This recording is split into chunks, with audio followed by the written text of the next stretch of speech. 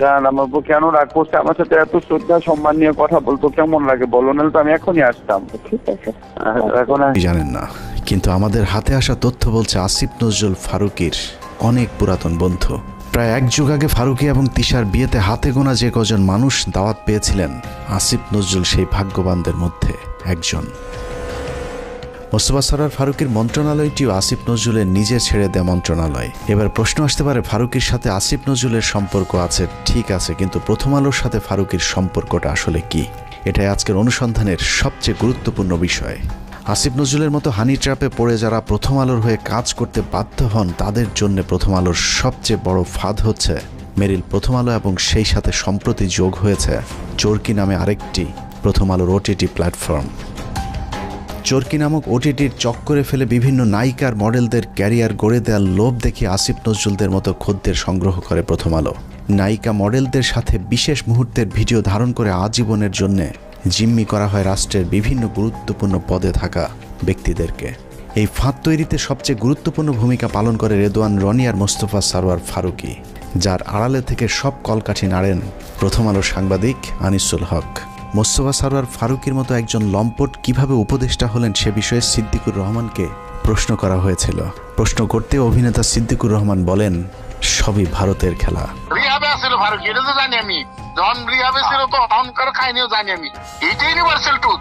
সালারা দেখ দিই যে মানুষটাকে 90% মিডিয়ার মানুষ তাদের বিরোধী, 10 আসিফ নজরুলকে নিয়ে আরো চাঞ্চল্যকর তথ্য এবং বিশ্লেষণ আলোচনা করেছেন সাংবাদিক ইলিয়াস। তার আলোচনা শুনে বুঝতে পারবেন যে আসিফ নজরুল পাকা গুড়া একজন রয়ের এজেন্ট, এবং রয়ের সব এজেন্টই তিনি বাস্তবায়ন করছেন। সাংবাদিক ইলিয়াসের সম্পূর্ণ আলোচনা শুনবো, এরপর বিস্তারিত কথা বলবো। জান আমার বউ কেন রাগ করছে আমার সাথে? এত শ্রদ্ধা সম্মান নিয়ে কথা বলতো কেমন লাগে বলো, নাহলে তো আমি এখনই আসতাম। ঠিক আছে। এখন আসলে আমার আর রোজা থাকবে না। জান আমার বউ কেন রাগ করছে আমার সাথে? এত শ্রদ্ধা সম্মান নিয়ে কথা বলতো কেমন লাগে বলো, নাহলে তো আমি এখনই আসতাম। আমার জাস্ট বুকটা ভেঙে গেছে। এইভাবে মানুষ বিজয় উদযাপন করে? আসল নাম মোহাম্মদ নজরুল ইসলাম, যাকে আপনারা চেনেন আসিফ নজরুল নামে। মোহাম্মদ নজরুল ইসলাম নাম পাল্টে যেভাবে আসিফ নজরুল হয়েছেন, ঠিক একইভাবে খোলস পাল্টে এক এক সময় এক এক পাত্রে হাজির হয়েছেন। পাত্র আলাদা হলেও পাত্রী হিসেবে আসিফ নজরুল সবখানে ফিট। কতটা ফিট সেটা জানতে আজকের পুরো অনুসন্ধান। আসিফ নজরুল স্যার, তুমি আসলে কার?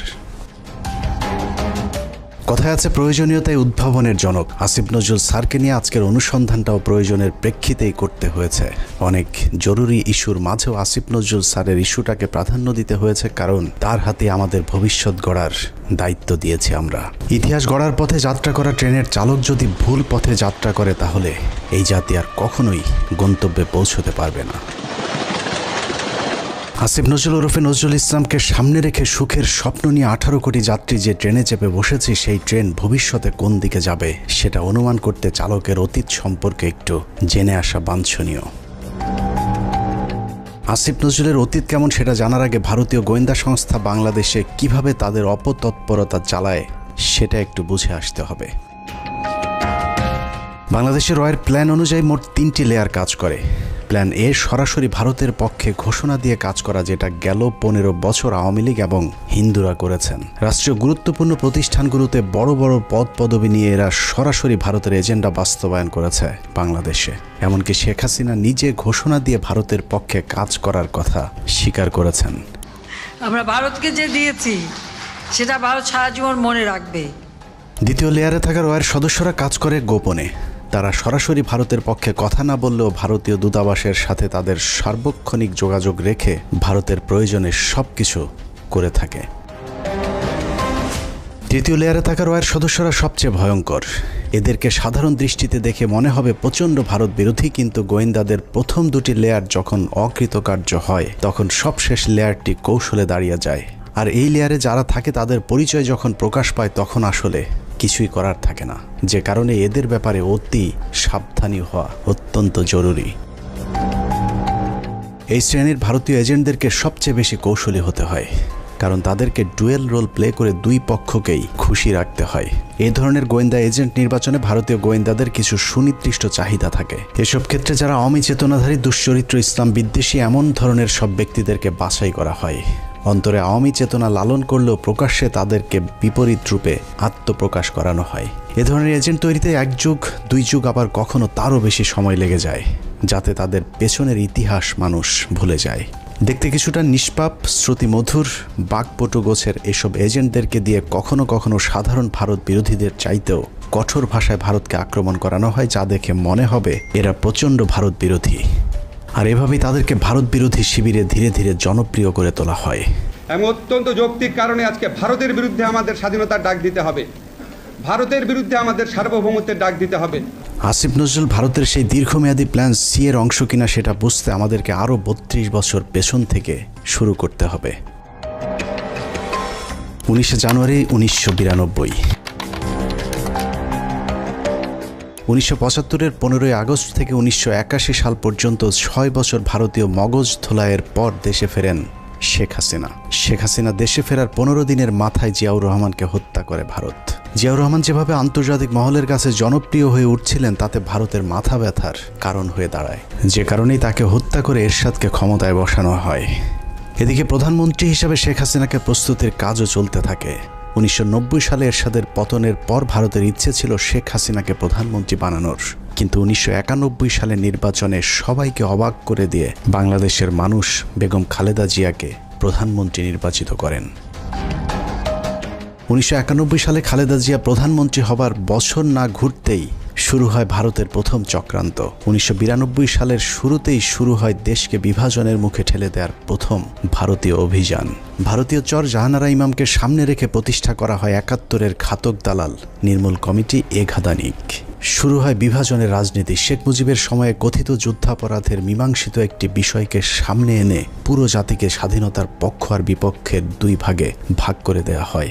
সার্বভৌম রাষ্ট্রের সংবিধানকে বৃদ্ধাঙ্গুলি দেখিয়ে তৈরি করা হয় কথিত গণ আদালত, এবং সেই আদালতে বিচারিক কার্যক্রম পরিচালনা করা হয়। রাষ্ট্রের বিচার ব্যবস্থাকে চ্যালেঞ্জ করার অপরাধে খালেদা জিয়া সরকার জাহানারা ইমাম সহ 24 জনের বিরুদ্ধে একটি রাষ্ট্রদ্রোহ মামলা করেন। নিশ্চয়ই ভাবছেন অনুসন্ধানের কোথা থেকে কোথায় যাচ্ছি।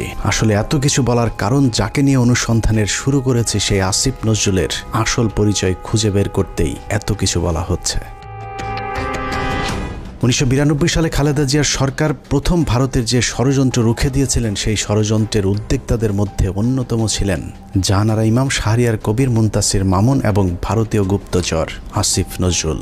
জাহানারা ইমামকে প্রধান আসামি করে খালেদা জিয়ার সরকার যে রাষ্ট্রদ্রোহ মামলাটি করেছিল, সেই মামলার অন্যতম একজন আসামি ছিলেন আমাদের আজকের আসিফ নজরুল ওরফে মোহাম্মদ নজরুল ইসলাম। এই যে আসিফ নজরুল এখন নাম করা কলাম লেখক, তাকে নিয়োগ করা হলো। আপনারা জেনে খুশি হবেন, আসিফ নজরুলের আদর্শিক গুরুর নাম জনাব শাহরিয়ার কবির। শাহরিয়ার কবির যখন সাপ্তাহিক বিচিত্রার সম্পাদক, আসিফ নজরুল ছিলেন তার প্রধান সেনাপতি। ভারতের এজেন্ডা বাস্তবায়নে ভারতের প্রধান সেনাপতির ভূমিকায় ছিলেন শাহরিয়ার কবির। শাহরিয়ার আসিফদের যৌথ প্রযোজনায় ভারতীয় মিশন বাস্তবায়নের কাজ যখন তুঙ্গে, তখন ভারতীয় ষড়যন্ত্রের 20 দাঁত ভেঙে দিতে উল্কার মতো ছুটে আসে এক উজ্জ্বল নক্ষত্র। আমরা ভারতকে দেখিয়ে দেব ইনশাআল্লাহ, এই পৃথিবীতে বাংলাদেশের সবচাইতে বড় দুশ্মন ভারত। সবচাইতে বড় দুশ্মন কে? ফ্যামিলিয়নের বাঁশিওয়ালার মতো মাওলানা দেলোয়ার হোসেন সাইদি যখন অ আ ক খ করে সারা দেশের মানুষকে ভারতীয় ষড়যন্ত্রের ব্যাপারে ঐক্যবদ্ধ করছিলেন, তখনই পদে আগুন জ্বলে যায় আসিফ নজরুল আর তার আধ্যাত্মিক গুরু শাহরিয়ার কবিরের। আমি আল্লাহর নামে কসম করে বলছি, আল্লাহ তোমার জাতের কসম, তোমার ইজ্জতের কসম, তোমার সম্মানের কসম, 1971 সনের এক ফোঁটা পানি বা কাদা আমার গায়ে লাগে নাই, লাগে নাই, লাগে নাই। ভারতের বিরুদ্ধে গর্জে ওঠা সাইদি 80-র দশক থেকে এদেশের মানুষকে ভারতীয় ষড়যন্ত্রের বিষয়ে সচেতন করতে থাকেন। গল্প, কেচ্ছা কাহিনীর পরিবর্তে কোরআনে বিদ্যমান রাজনৈতিক এবং অর্থনৈতিক তাফসীরের মধ্য দিয়ে নতুন ধারার কোরআনের মাহফিলের যাত্রা শুরু করেন আল্লামা দেলোয়ার হোসেন সাইদি। বিড়ালের মতো 500 বছর বেঁচে থাকার কোনো লাভ নাই, সিংহের মতো 1 ঘন্টা বাঁচতে চাই। দলমত নির্বিশেষে সকলের কাছে সাইদি যখন সমানভাবে সমাদৃত হয়ে উঠতে থাকেন, তখন 1989 সালে আসিফ নজরুল প্রথম ব্যক্তি যিনি তার পত্রিকার পৃষ্ঠা জুড়ে এক মিথ্যা সংবাদ ছাপান, যার শিরোনাম দেয়া হয় সাইদি সমাচার এক ধর্ম ব্যবসায়ীর উত্থান।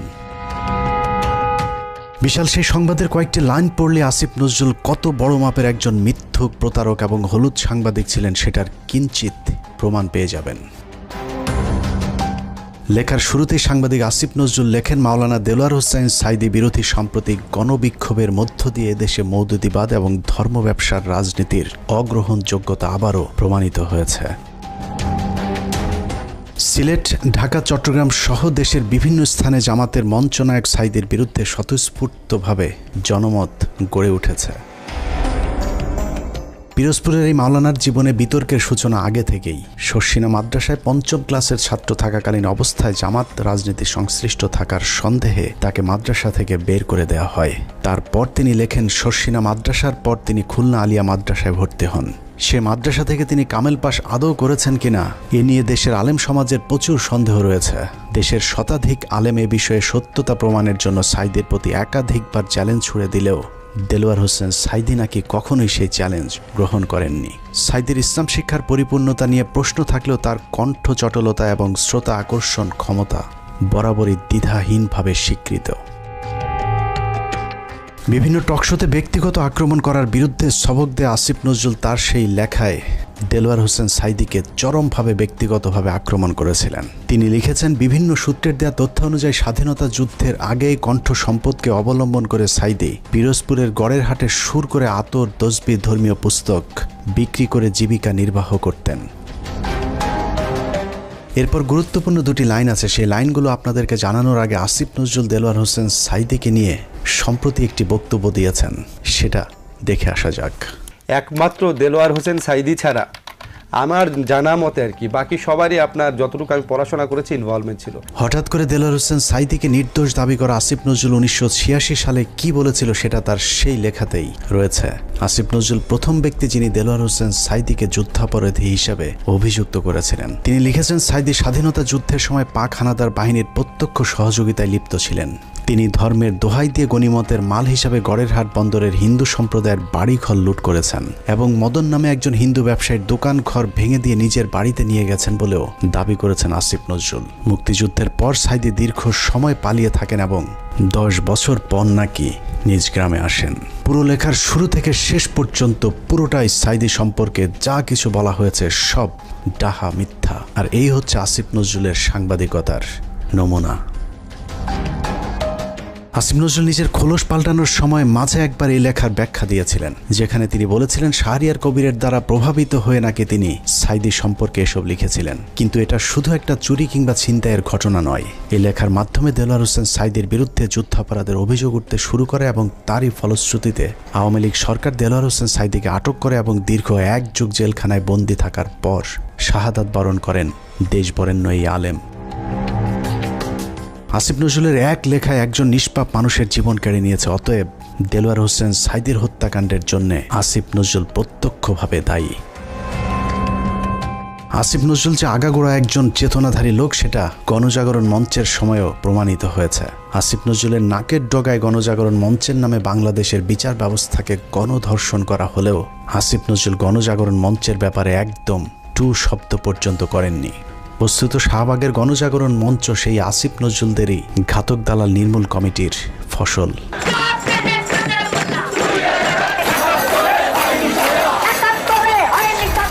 আসিফ নজরুলের কাঁধে দেয়া ভারতীয় ষড়যন্ত্রের প্রথম অ্যাসাইনমেন্ট শেষ হয়েছে।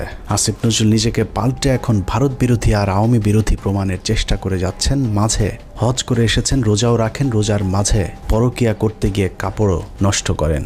এখন তুমি বাসায় একা একা বসে আছো, কেউ যত্ন নিচ্ছে? কিছু না, আমি খালি শুয়ে ঘুমাচ্ছি, শুয়ে আছে। চলে আসো না কেন, দেখে যাও আমাকে। আমাকে দেখে যাও। আমিও তো চাই। জ্বর আক্রান্ত অবস্থায় পড়ে আছো এখন। আমি আসলে ইয়ে তো কেউ থাকে না কেন তোমার পাশে এখন? আসো, এসে দেখে যাও আমাকে। আসতে চাই। স্বপ্ন দেখতেছিলাম। জান, আমার বউ কেন রাগ করছে আমার সাথে? এত শ্রদ্ধা সম্মান নিয়ে কথা বলতো কেমন লাগে বলো, নাহলে তো আমি এখনই আসতাম। চলে আসো, এখন তো আসবে না বাসায়। তোমার গাড়ি নাই? না জানি না, এদিকে আসো না, কেউ আসবে না, যখন বাসার মধ্যে একটু জানলেই লাগছে আসতে। আচ্ছা ঠিক আছে, এখন আসলে আমার রোজা থাকবে না। আরেকজনের বউয়ের জ্বরে সেবার হাত বাড়িয়ে দেওয়া সমাজসেবক আসিফ নজরুল যে এখনও ভারতীয় জ্বর, চলুন তার আরও প্রমাণ দেখা যাক। রমনা বটমূল সারা দেশে সিরিজ বোমা হামলা, নারায়ণগঞ্জ গ্রেনেড হামলা থেকে শুরু করে বাংলাদেশে ভারতীয় গোয়েন্দা সংস্থার যে কটি বড় চক্রান্ত হয়েছে তার মধ্যে একটি 21শে আগস্ট গ্রেনেড হামলা। কতটা সূক্ষ্মভাবে 21শে আগস্টের ঘটনা ঘটিয়েছে তা নিয়ে আমাদের একটি অনুসন্ধান চলছে, যা কিছুদিনের মধ্যেই প্রকাশ করা হবে। সম্প্রতি 21শে আগস্টের মামলা থেকে তারেক রহমান সহ বিএনপির সব আসামিদেরকে অব্যাহতি দেওয়া হয়েছে। তার মানে বিএনপি এই ঘটনার সাথে জড়িত নয়, অথচ এই আসিফ নজরুলের স্বভাব সুলভ জোরালো ভঙ্গিতে বলেছিলেন 21শে আগস্ট গ্রেনেড হামলার জন্য দায়ী বিএনপি এবং ওই ঘটনাটি ধামাচাপা দেওয়ার জন্যও নাকি বিএনপি চেষ্টা করেছিল। বিএনপি কি এই হত্যার ঘটনা 21শে আগস্ট আক্রমণের ঘটনা ধামাচাপা দিতে চেয়েছে? অবশ্যই চেয়েছে। তারা জঘন্য রকম ভাবে ধামাচাপা দিতে চেয়েছে, হাস্যকর ভাবে ধামাচাপা দিতে চেয়েছে। এখন প্রশ্ন হলো আসিফ নজরুলের বক্তব্য কোনটা সঠিক? বিএনপি দোষী নাকি বিএনপি নির্দোষ? যদি এখন বিএনপির চাপে তারেক রহমানকে অব্যাহতি দিয়ে থাকে তাহলে তার পদত্যাগ করা উচিত, আর যদি আগের বক্তব্য মিথ্যা হয় তাহলে সেই মিথ্যা তিনি কার পরামর্শে বলেছিলেন সেই জবাব জনগণের সামনে দিতে হবে। আসলে আসিফ নজরুল আগে যা বলেছিলেন সেটাই তার আসল চরিত্র। এখন তিনি যা করছেন সেটা তার অভিনয়, উপরে উপরে নিজেকে আওয়ামী এবং ভারত বিরোধী প্রমাণের জন্য রক্ত গরম করার কথা বললেও আসিফ নজরুল আসলে একজন ভারতীয় জ্বর, এবং তিনি যা কিছু করেন সবকিছু ভারতীয় থিঙ্ক ট্যাঙ্ক, ডেইলি স্টার এবং প্রথম আলোর অফিস থেকেই করানো হয়। অনেকেরই মনে হতে পারে আসিফ নজরুল আগে খারাপ থাকলেও এখন ভালো হয়ে গিয়েছেন, কিন্তু চলুন দেখা যাক আসিফ নজরুল আসলেই ভালো হয়েছেন কিনা। আমার জাস্ট বুকটা ভেঙে গেছে। এইভাবে মানুষ বিজয় উদযাপন করে? আপনার পলিটিক্যাল অপোনেন্টের উপর আপনার রাগ থাকতে পারে, আপনার পুলিশের উপর রাগ থাকতে পারে, এই জন্য এইভাবেই নির্বিচার হামলা করা হবে। 5 তারিখ বিজয়ের পর আসিফ নজরুলের প্রথম ভিডিও বার্তা ছিল আওয়ামী লীগের প্রতি সমবেদনা জানিয়ে। আওয়ামী লীগকে বাঁচাতে তার কাকুতি দেখে মনে হয়েছে নিজ দলের নির্যাতিত মানুষের পক্ষে দাঁড়িয়েছেন আসিফ নজরুল, অথচ তার কয়েক ঘন্টা আগেও প্রায় 2000 মানুষকে নির্মমভাবে হত্যা করেছে এই আওয়ামী লীগেরই সন্ত্রাসীরা। একটা ঘটনা যেন আর না ঘটে। আমার প্রতি যদি আপনাদের বিন্দুমাত্র ভালোবাসা থাকে, যাদের ভালোবাসা থাকে, তারা এই কাজ করবেন না। আসিফ নজরুল সেই উপদেষ্টা যার কার্যালয় থেকে শেখ মুজিবের ছবি নামাতে সবচেয়ে বেশি সময় লেগেছে। আসিফ নজরুলের বাসায় প্রায় 2 মাস পালিয়েছিলেন সামন্তলাল সেন, যিনি জ্বালাও পোড়াও নাটকের মূল হোতা। আসিফ নজরুল তার চাচা শ্বশুর জাফর ইকবালকে আটক না করে দেশ থেকে পালিয়ে যেতে সুযোগ করে দিয়েছেন, অথচ 5 তারিখের 1 সপ্তাহ আগে যিনি আন্দোলনকারী ছাত্রদেরকে পাকিস্তানি রাজাকার বলে সরকারকে ছাত্র হত্যায় উস্কে দিয়েছিলেন। আসিফ নজরুল খুনের মামলার আসামি আনোয়ার হোসেন মঞ্জুকে পুলিশ আটক করার 1 ঘন্টার মাথায় ছেড়ে দিতে বাধ্য করেছিলেন। এই ঘটনায় আসিফ নজরুল তার এক সাংবাদিক বন্ধুর মাধ্যমে 5 কোটি টাকা নগদ ঘুষ নিয়েছিলেন। ঘটনাটি তদন্ত করলেই বেরিয়ে আসবে আসিফ নজরুলের তদবিরে আনোয়ার হোসেন মঞ্জু ছাড়া পেয়েছিলেন কিনা। অথচ মঞ্জুর ইত্তেফাক পত্রিকা গেল 15 বছর হাসিনার দালালি করেছে এবং আন্দোলনের সরাসরি ছাত্রদের বিরুদ্ধে অবস্থান নিয়েছিল ইত্তেফাক পত্রিকা।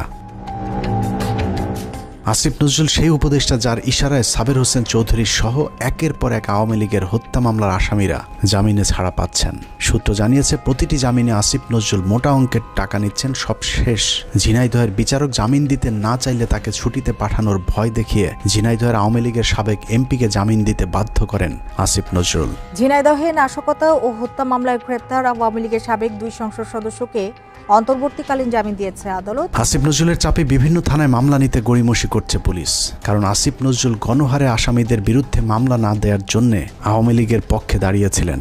তার দাবি শত শত মানুষের বিরুদ্ধে মামলা দেয়া যাবে না, অথচ আন্দোলনের সময় আওয়ামী লীগের হাজার হাজার সন্ত্রাসীরা ছাত্র হত্যায় অংশ নিয়েছিল, অথচ আসিফ নজরুল গণহারে মামলার বিপক্ষে।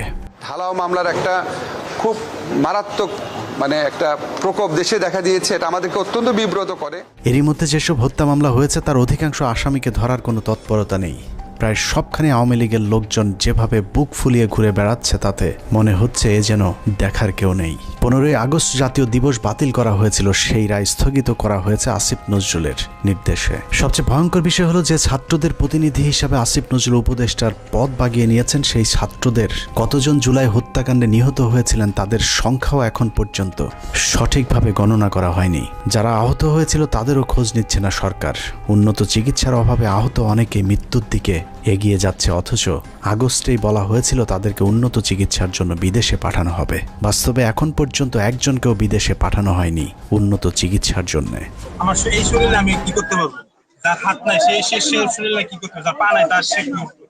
এখানে দেখেন চোখে অনেক গুলি আছে। আমার এলাকাতে আমার ছোট ভাই আমার একসাথে আন্দোলন করছে, ওর মাথার ভিতরে এখনো 2টা গুলি আছে। ইস্তিয়াক না, ও কি করবে? আমাদের পুনর্বাসনের একটা ব্যবস্থা করা উচিত। কি কথা আছে টাকা তো কি কথা আছে ওগুলা? আমরা কি উন্নয়নের, আমরা কি আর কি দেশ সংস্কারের অংশ না? এদেরকে এইভাবে অমূল্য, এদেরকে টিস্যু হিসাবে এখন ফেলে দেওয়া হয়েছে। টিস্যু, এরা এখন টিস্যু। আমিও আন্দোলনে ছিলাম, হয়তো আল্লাহ আমার শরীর সুস্থ রাখছে, আমি আল্লাহর কাছে লাখো শুকরিয়া করি। কেন লাখো শুকরিয়া করি জানেন? কারণ কি আমি যদি গুলি খেতাম, আমি যদি আহত হইতাম, কেউ দেখতে আসতো না আমাকে, কেউ দেখতে আসতো না আমাকে। আজকে এদের প্রত্যেকটা আজকে এখানে দাঁড়ায় তাদেরকে আন্দোলন করতে হচ্ছে। কেন তারা আন্দোলন কেন করবে? বিডিআর হত্যাকাণ্ডের মূল রহস্য উদ্ঘাটনে একটি কমিশন গঠন করার কথা থাকলেও সেটা এখনো পর্যন্ত করা হচ্ছে না। জানা যায় আসিফ নজরুলের প্রভাবে আটকে আছে বিডিআর হত্যাকাণ্ডের তদন্ত কমিটি গঠন। আমি major Mohammad Zahidi Ahsan Habib, retired, BDR হত্যাকাণ্ডের একজন প্রত্যক্ষদর্শী। বহুদিন আগে থেকে শুনে আসছি বিডিআর হত্যাকাণ্ডের পুনর্বিচার শুরু হবে, কিন্তু আজ পর্যন্ত কোনো অগ্রগতি দেখতে পাইনি। এই পিলখানা হত্যাকাণ্ড, যে পিলখানা হত্যাকাণ্ডের সাথে সরাসরি আওয়ামী সরকার বা ভারতীয়রা জড়িত ছিল, সেই পিলখানা হত্যাকাণ্ডের বিচারের কোনো অগ্রগতি এখনো নাই। গত 4 মাস 4টি ডেট পড়ার পরেও তারা মুক্তি পায় নাই। কোর্ট বিভিন্ন অজুহাতে জামিন শুনানি দীর্ঘায়িত করছেন। এদিকে পিলখানা হত্যাকাণ্ডে বলির পাঠা বিডিআর জওয়ানদের মামলায় 5 তারিখের পর 3টি জামিন শুনানি হয়েছে। প্রথমটিতে আসিফ নজরুল পিপি নিয়োগ দেওয়ার সময় পায়নি। দ্বিতীয় শুনানির একদিন আগে পিপি নিয়োগ দেওয়া হলেও পিপি নাকি মামলার নথি দেখার সময় পাননি। আর তৃতীয় শুনানিতে নথি পড়ার জন্য আরও কয়েকদিন সময় চেয়েছেন রাষ্ট্রপক্ষ।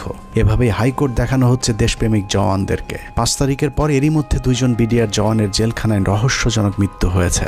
এতে বিডিআরের অন্য সদস্যরাও আতঙ্কে আছেন বিডিআর হত্যাকাণ্ডের ঘটনা ধামাচাপা দিতে তাদেরকেও ধীরে ধীরে অসুস্থতার নামে হত্যা করা হতে পারে।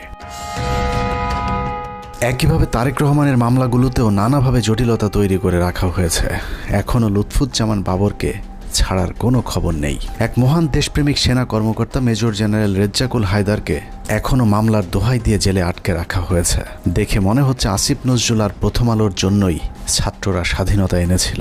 এখনও কয়েক হাজার আলেম জেলখানায় বন্দী। কৃত্রিম জটিলতা সৃষ্টি করে তাদের জামিন শুনানির সুযোগও দেওয়া হচ্ছে না।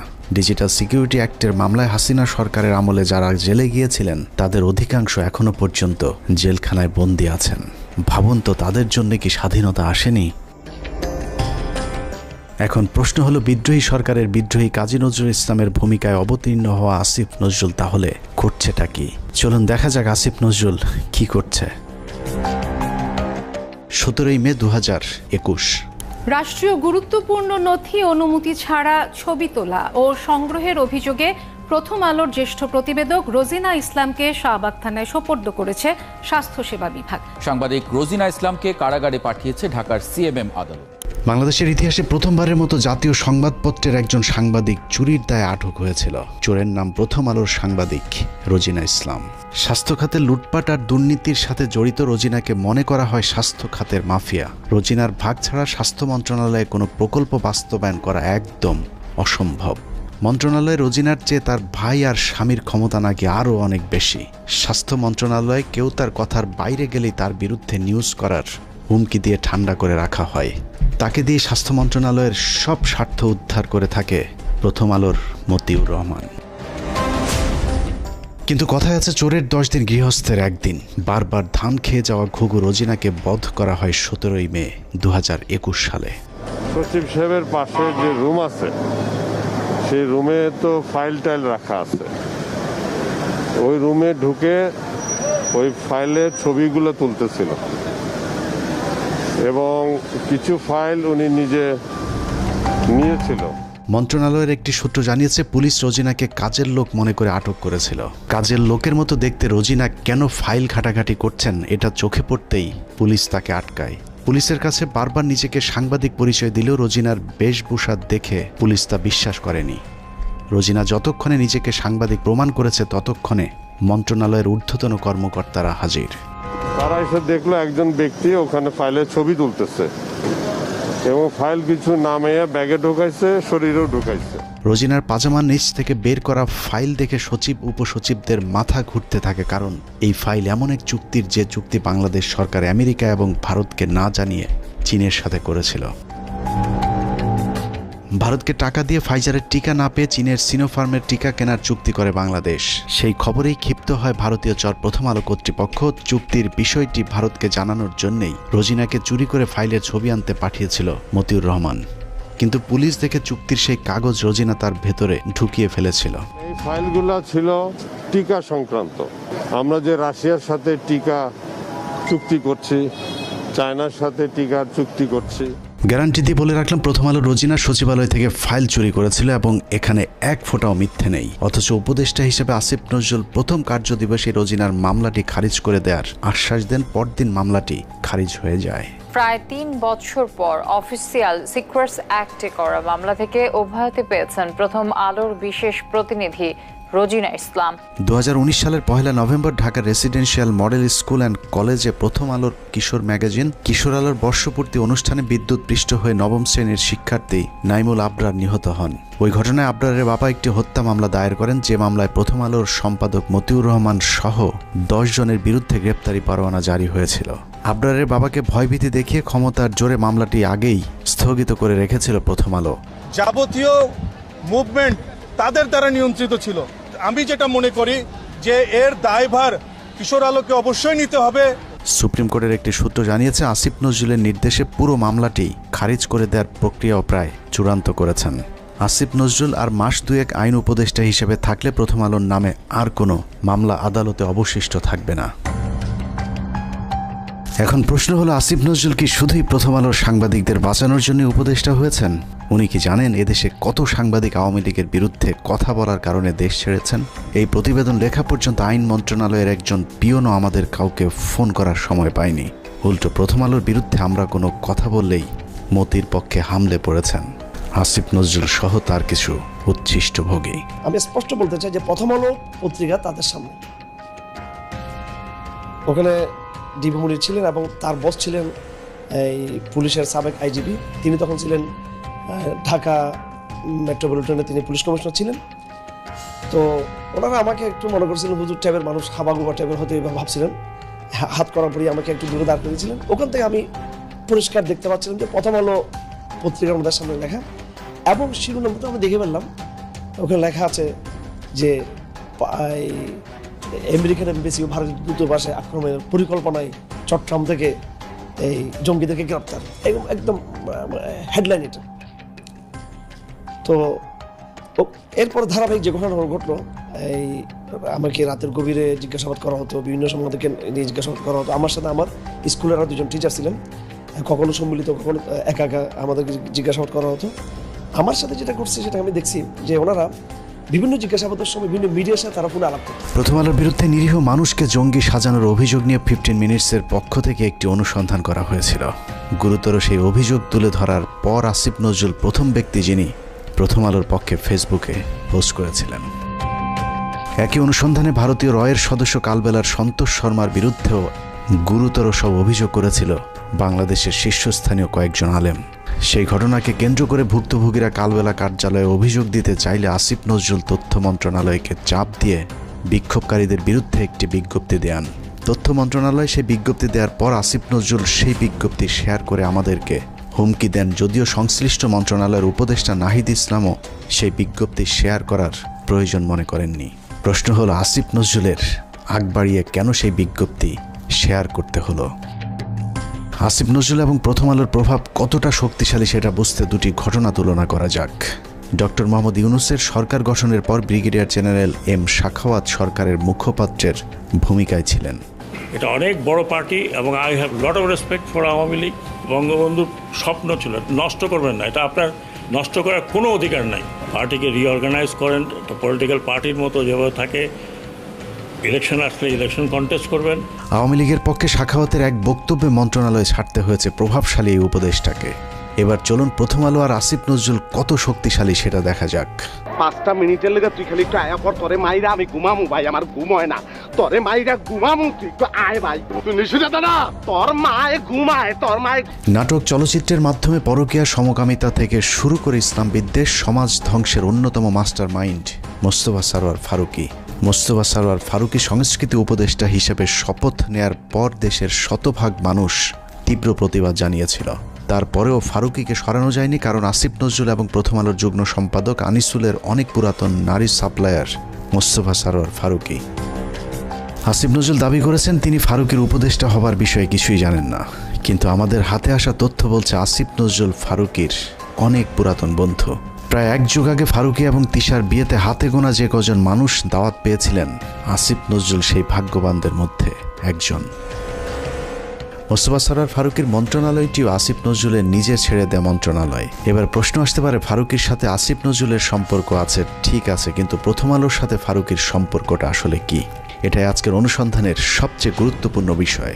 আসিফ নজরুলের মতো হানি ট্র্যাপে পড়ে যারা প্রথম আলোর হয়ে কাজ করতে বাধ্য হন, তাদের জন্য প্রথম আলোর সবচেয়ে বড় ফাঁদ হচ্ছে মেরিল প্রথম আলো, এবং সেই সাথে সম্প্রতি যোগ হয়েছে চরকি নামে আরেকটি প্রথম আলোর ওটিটি প্ল্যাটফর্ম।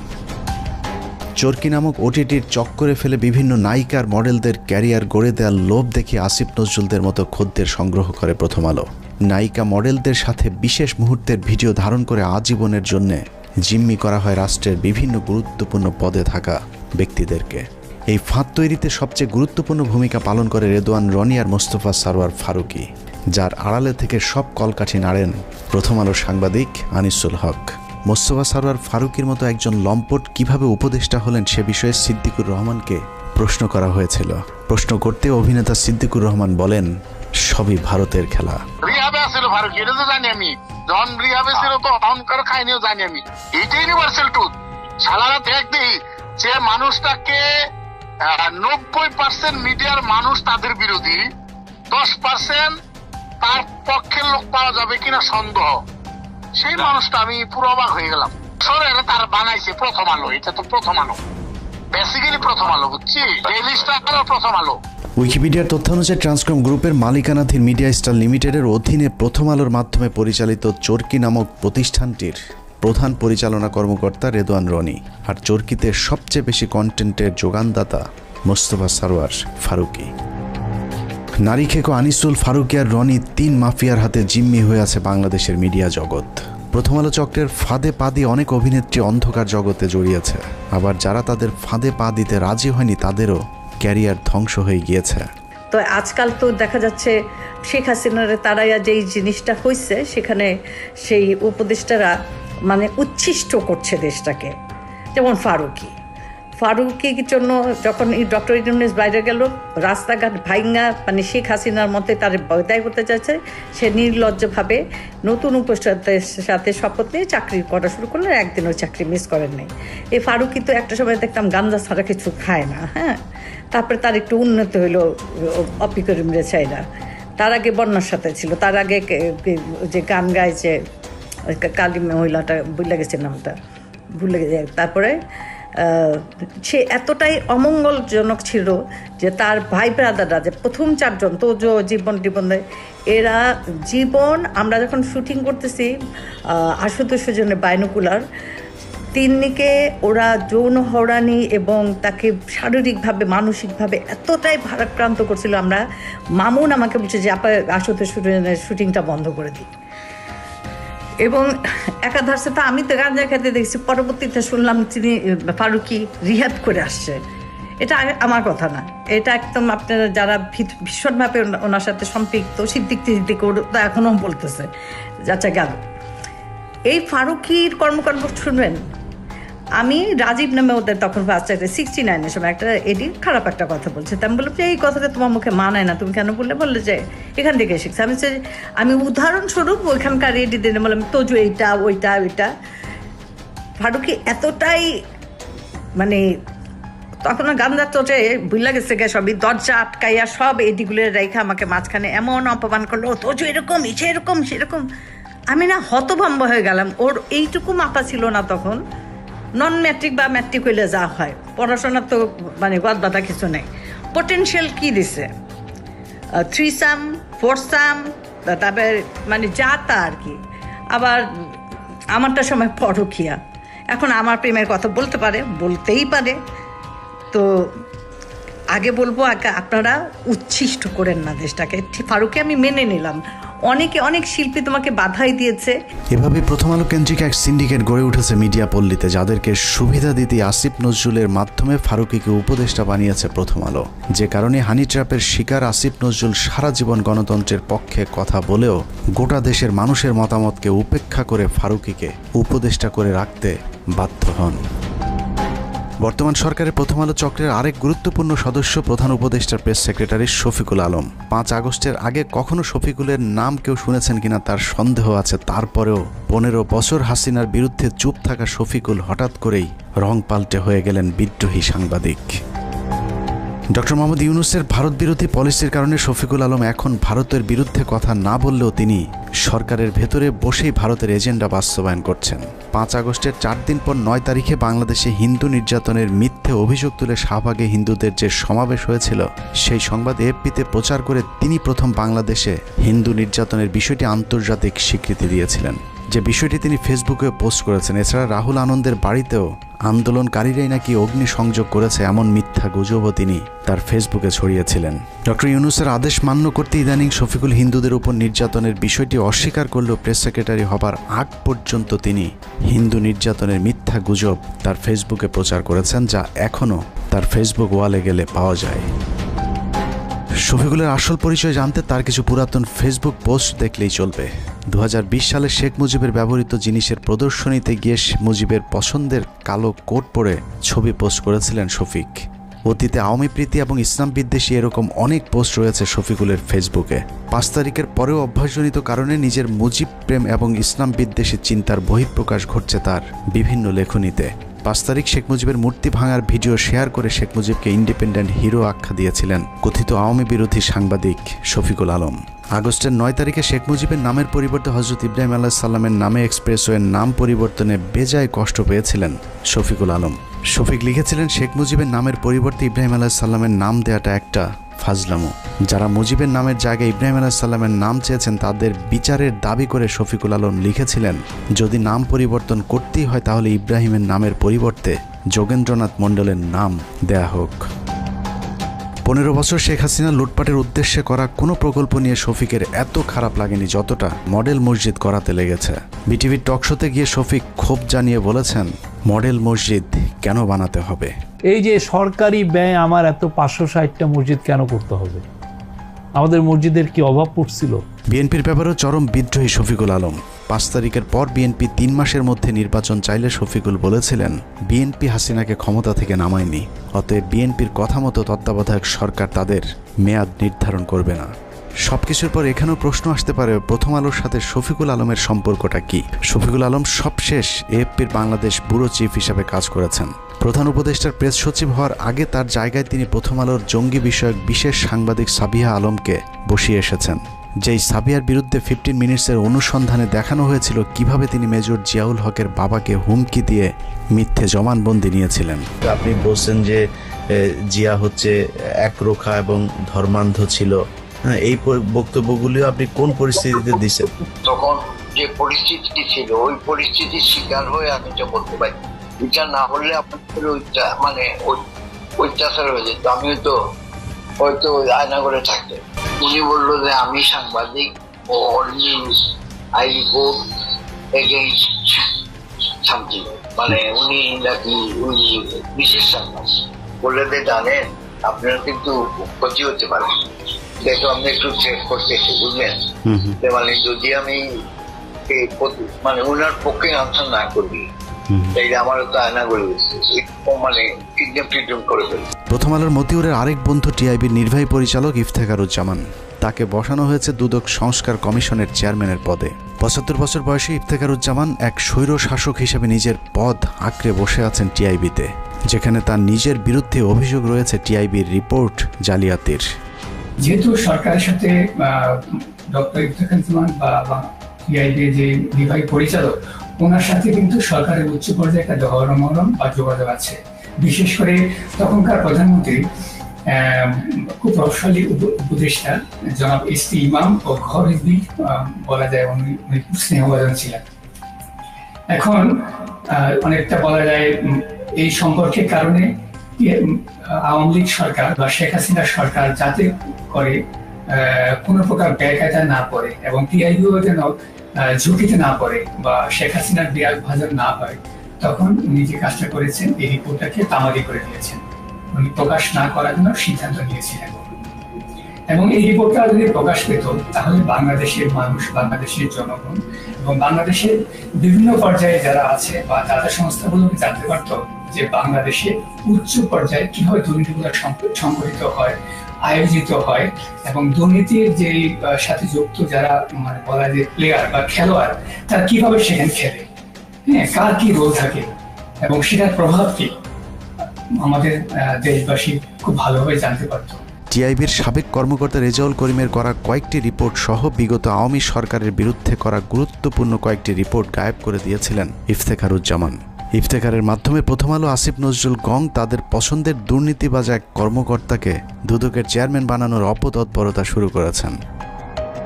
ইফতেখারুজ্জামানের নেতৃত্বে সংস্কার কমিশনের নামে কালক্ষেপণ করে দুর্নীতিবাজদের সম্পত্তি বিক্রি এবং হস্তান্তরের সুযোগ করে দেওয়া হয়েছে, অথচ অত্যন্ত সৎ এবং নীতিবান হিসেবে পরিচিত সাবেক বিচারক মোতাহার হোসেনের নাম প্রস্তাব করা হলেও আসিফ নজরুল সেটা আটকে রেখেছেন, কারণ মোতাহার হোসেনকে তিনি তারেক রহমানের ঘনিষ্ঠজন মনে করেন। আসিফ নজরুলের সাফ কথা, তারেক রহমানের ঘনিষ্ঠ কেউ দুদকের চেয়ারম্যান হতে পারবে না। ৭১ টিভির টকশো রিজার্ভ আলোচক, জঙ্গি বিশেষজ্ঞ, ভারতীয় আরেক রয়ের এজেন্ট, ডেইলি স্টারের সাংবাদিক গোলাম মর্তুজা ২০১৮ সালে নির্বাচনের আগেও তারেক রহমান আর খালেদা জিয়াকে জঙ্গিদের নেতা বলা মর্তুজা হঠাৎ করে আওয়ামী বিরোধী ভিডিও আপলোড করা শুরু করেন ইউটিউবে। সেখান থেকে প্রথমে ডেইলি স্টার, সবশেষ আসিফ নজরুল মাহফুজ আনামের তদবিরে যুক্তরাষ্ট্রের প্রেস সেক্রেটারির পদ বাগিয়ে নিয়েছেন আওয়ামী এই সাংবাদিক। আর এর সব কিছুই হচ্ছে ভারতীয় চক্র প্রথম আলো ডেইলি স্টারের পরামর্শে। হঠাৎ করে রং পাল্টানো গোলাম মর্তুজা আওয়ামী লীগের দালালিটা পুরোপুরি এখনও ছাড়তে পারেননি। দুদিন আগেও গোলাম মর্তুজা ডিবিসির টকশোতে বলেছেন সরকার শেখ মুজিবকে জাতির পিতা না মানলেও শেখ মুজিব নাকি আরও শক্তিশালী হয়ে ফিরে আসবেন বাংলাদেশে। আর এটাই হচ্ছে সাংবাদিক গোলাম মর্তুজার আসল চেহারা। বঙ্গবন্ধু জাতির জনক হিসেবে যেভাবে ছিল সেভাবে থাকতে দিলেই সবচেয়ে ভালো হতো। বঙ্গবন্ধুকে ব্যবহার করা হয়েছে, সেই বঙ্গবন্ধুর আরেকবার মূল্যায়ন হবে এদেশে। এভাবে প্রথম আলোর সব আওয়ামী চেতনাধারী বুদ্ধিজীবীদেরকে সরকারের গুরুত্বপূর্ণ সব জায়গায় বসিয়ে প্রথম আলো আর ভারতের অবস্থানকে শক্তিশালী করছেন আসিফ নজরুল। আসিফ নজরুল যে মন থেকেই সবকিছু করছেন তা নয়, অনেক কিছু সে না চাইলেও করতে হচ্ছে, কারণ আসিফ নজরুল অনেক আগে থেকেই তার আলু আরেকজনের ক্ষেতে বর্গা দিয়ে রেখেছেন। এই আলুর দোষে পুরো আইন মন্ত্রণালয় এখন আওয়ামী লীগ দখলে নিয়েছে। আসিফ নজরুল যেন নীরব এক দর্শক। বিষয়টা একদমই হাস্যকর নয়। আপনি কি জানেন আসিফ নজরুলের ব্যক্তিগত সহকারীকে? আসিফ নজরুলের ব্যক্তিগত সহকারী হচ্ছেন শামসুদ্দিন মাসুম, যিনি তত্ত্বাবধায়ক সরকার ব্যবস্থা বাতিলের মূল হোতা সাবেক প্রধান বিচারপতি এবিএম খায়রুল হকের ব্যক্তিগত সহকারী ছিলেন। নরেন্দ্র মোদীর সবশেষ নির্বাচনে জয়ী হবার পর শেখ রেহানার সাথে সফর সঙ্গী হয়েছিলেন আসিফ নজরুলের পিএস শামসুদ্দিন মাসুম। আপনার কাছে নিশ্চয় অবাক লাগছে যে খায়রুল হকের কারণে বাংলাদেশের সব সংকটের সূচনা তার পিএস কিভাবে আসিফ নজরুলের পিএস হয়। শুধু পিএস নয়, আইন মন্ত্রণালয়ের সব কলকাঠি নাড়ছেন শামসুদ্দিন মাসুম। আসিফ নজরুলকে ভাঙিয়ে মাসুম এরই মধ্যে শুরু করেছেন ব্যাপক চাঁদাবাজি। মাসুমের বিরুদ্ধে অভিযোগ উঠেছে রেবেকা মোহাম্মদ মিমি নামে এক নারীকে বিয়ের আশ্বাস দিয়ে গর্ভে সন্তান দিয়ে ছুঁড়ে ফেলার। স্থানীয় একটি পত্রিকায় মিমি অভিযোগ করেছেন মাসুমকে বিয়ের জন্য চাপ দিলেও তিনি আইন উপদেষ্টা আসিফ স্যারের ভয় দেখাচ্ছেন। মিথ্যে মামলা দিয়ে মিমিকে জেলে ঢুকানোর হুমকিও দিচ্ছেন আসিফ নজরুলের ব্যক্তিগত সহকারী শামসুদ্দিন মাসুম। মাসুম যাই করুক, আসিফ নজরুলের আসলে কিছু করার নেই, কারণ তিনি মাসুমের কাছে জিম্মি। আসিফ নজরুল কেন মাসুমের কাছে জিম্মি সেটা বের করতে পারলেই আজকের পুরো অনুসন্ধানের মূল রহস্য বেরিয়ে আসবে। শামসুদ্দিন মাসুম আসিফ নজরুলের ঘনিষ্ঠ হবার আগে আইন মন্ত্রণালয়ের আরেক কর্মকর্তা উম্মে সরাবন তহুরাকে আসিফ নজরুলের কাছে পাঠিয়েছিলেন, কিন্তু উম্মে তহুরা যে শামসুদ্দিন মাসুমের বেড পার্টনার সেটা আসিফ নজরুল একেবারেই জানতেন না। যতদিনে জেনেছেন ততদিনে আসিফ নজরুলের গোপন ভিডিও তহুরার হাতে। সেই ভিডিওর ভয় দেখিয়ে আসিফ নজরুলের পিএসের চেয়ারে বসানো হয়েছে শামসুদ্দিন মাসুমকে। আইন মন্ত্রণালয়ে আসিফ নজরুলের চেয়ার বড় হলেও ক্ষমতায় মাসুম আর তহুরা সবার চেয়ে উপরে, আর তাদেরকে দিয়ে প্রথম আলো আওয়ামীপন্থী কর্মকর্তাদেরকে গুরুত্বপূর্ণ সব পদে বসিয়ে যাচ্ছেন। এখানে প্রশ্ন আসতে পারে তহুরা মাসুমের সাথে প্রথম আলোর সম্পর্কটা কি? আসিফ নজরুলকে হানি ট্র্যাপে ফেলা উম্মেদ তহুরা ছিলেন প্রথম আলোর সাংবাদিক। এ ধরনের অভিযানে কাজে লাগাতেই প্রথম আলো তহুরাকে জুডিশিয়াল সার্ভিসে চাকরি নিয়ে দিয়েছিলেন। অনেকদিন আগে প্রথম আলো আর রয়ের রোপণ করা সেই গাছে এখন ফল ধরতে শুরু করেছে, আর আসিফ নজরুল সেই ফলের ছুঁড়ে ফেলা বিচির মতো অসহায়। মাসুমের মাধ্যমে আসিফ নজরুল তার নিয়োগ বদলি বাণিজ্য চালিয়ে যাচ্ছেন। সূত্র জানিয়েছে আসিফ নজরুল তার স্ত্রীকে আমেরিকা পাঠানোর প্রস্তুতি নিয়েছেন এবং 5 তারিখের পর থেকে দুহাত ভরে টাকা কামাচ্ছেন এবং সেই টাকা যুক্তরাষ্ট্রে পাচার করবেন বলেও তার এক ঘনিষ্ঠ সূত্র জানিয়েছেন। এরই মধ্যে তার ঘনিষ্ঠ এক সাংবাদিকের মাধ্যমে $1.3 মিলিয়ন দিয়ে বাড়ি কেনার চেষ্টা করছেন আসিফ নজরুল। আপনি সংস্কার আমার তো এই সংস্কারের প্রতি আর কোনো বিশ্বাস নাই। তো আসিফ নজরুল, আপনি এত ছাত্রদের নিয়ে এত চিল্লাপাল্লা করেন, হই হুলস্থুল করেন যে সংস্কার করে নাকি উল্টাইয়া দিবেন, তো আপনি 23 জন বিচারপতি নিয়োগ দিচ্ছেন কেন? এই সংস্কারটুকু না করে 23 জন বিচারপতি নিয়োগ দিচ্ছেন কেন? এভাবেই চলছে আসিফ নজরুলের সংস্কার। একদিকে ভারতীয় গোয়েন্দাদের শাখা অফিস ডেইলি স্টার প্রথম আলোর এজেন্টদেরকে বিভিন্ন জায়গায় বসানো হচ্ছে, অন্যদিকে আওয়ামী লীগকে বাঁচানোর সব চেষ্টা চালিয়ে যাচ্ছেন আসিফ নজরুল। মাঝখানে যে স্বপ্ন নিয়ে মানুষ জীবন দিল, তাদের সেই স্বপ্ন অঙ্কুরেই বিনষ্ট হবার পথে। তারপরেও আমাদের দেশের কিছু মানুষ স্বপ্ন দেখে আসিফ নজরুলের হাত ধরে এই দেশ সিঙ্গাপুর হবে। তাদের সাথে আমিও একটু স্বপ্ন দেখতে চাই, আর সেই স্বপ্ন বাস্তবায়ন করতে হলে বাস্তবেও কিছু একটা হতে হবে। কিন্তু আসলেই কি বাস্তবে কিছুই হচ্ছে? আসিফ নজরুল সারা জীবন প্রবাসীদের জন্য মায়া কান্না করে আসলেও কার্যত প্রবাসীদের জন্য কোনো পদক্ষেপ নেওয়া হয়নি, অথচ সেই মন্ত্রণালয়টি এখন তার অধীনেই।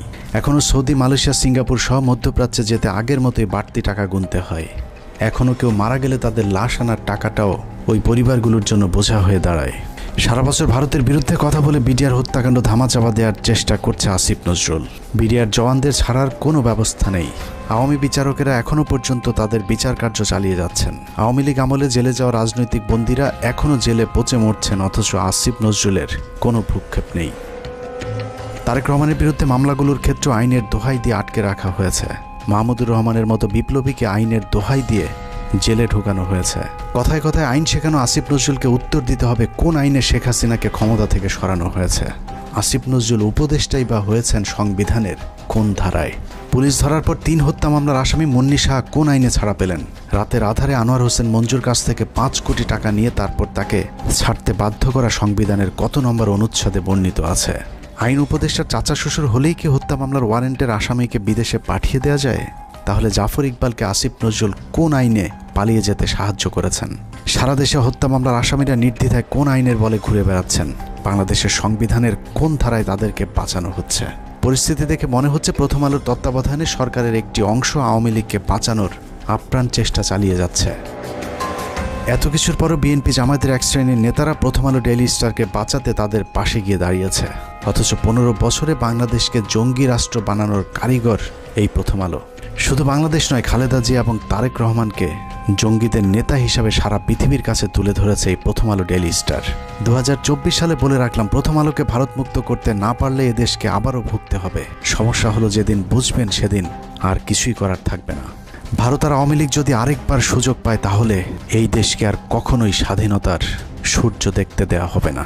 কে কোন দল করে জানি না, শুধু এতটুকুই বলবো, প্রথম আলোর পক্ষে যে কথা বলবে সেই ভারতীয় দালাল। অতএব প্রথম আলো আর স্বাধীনতা একসাথে বাংলাদেশের মানচিত্রে থাকতে পারে না। এটা কোনো পত্রিকা নয়, এটা ভারতীয় গোয়েন্দা সংস্থার বাংলাদেশি একটি শাখা। আমরা কোনো পত্রিকা বন্ধ চাই না, কিন্তু প্রথম আলোর বিরুদ্ধে যে মানুষ সাংবাদিক ইলিয়াসের আলোচনা শুনেছেন, শুনে বুঝতে পেরেছেন যে আসিফ নজরুল আসলে কে এবং আসিফ নজরুল চারিত্রিকভাবে কেমন, এবং মূলত সে জামাত এবং ইসলাম বিদ্বেষী একজন মানুষ ছিলেন। সময়ের পরিবর্তে খুলুস পরিবর্তন করে জনগণের কাতারে দাঁড়িয়েছেন। এটাই হচ্ছে মূলত আসিফ নজরুল। আসিফ নজরুলকে নিয়ে সাংবাদিক ইলিয়াসের প্রতিবেদনে আপনার মন্তব্য কমেন্ট বক্সে কমেন্ট করবেন।